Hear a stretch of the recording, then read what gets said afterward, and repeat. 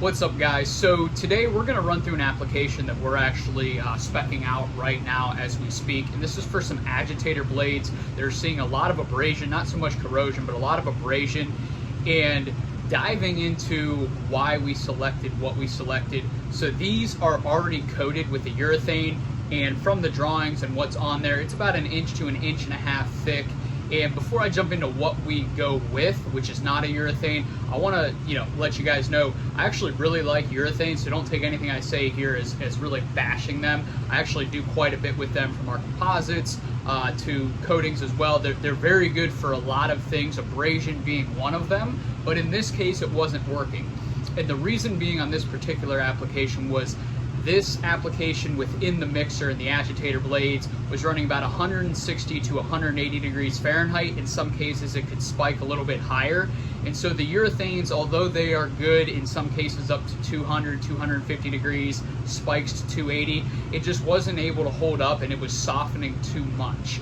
Now, with the case of abrasion, there are two trains of thoughts. On one side, which is more your urethanes, your ureas, is make something that's durable but is flexible. Think catch it like a pillow in terms of impact, where it kind of absorbs that energy and deflects it and allow it to go on, but it still needs some good strength there, versus the epoxy route, which is just to be supremely hard and just deflect it altogether. It's not going to absorb energy the same, so there are things that will cause that to crack, which is why we'll use flexibilized additives within our epoxy ceramics to give it a little bit more durability there.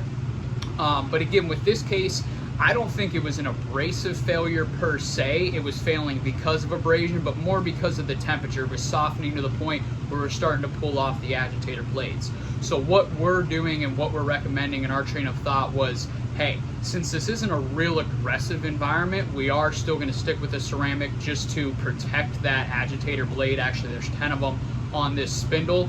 But what we wanted to do was go with a ceramic that is capable of handling that temperature. Now, in our case, we're actually stepping into a Novolac.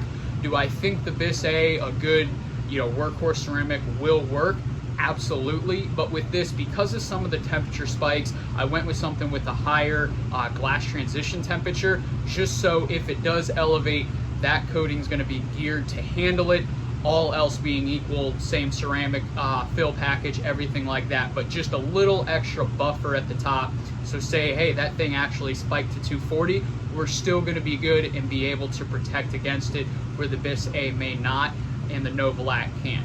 So again, I don't think the urethane was a bad selection. Just as the process changed and they elevated temperature, whatever they were doing, between the operators and the process engineers, as that temperature went up, those coatings started to fail and fail more consistently, where they said, hey, for years we were using this and it was no problem. So again, I don't think the urethane was a bad choice or is a bad choice. In a lot of cases, I really like them again, but for this, we chose the epoxy more for its temperature capability than for its all-out abrasion resistance, saying that it was better than the urethane. I think both are good.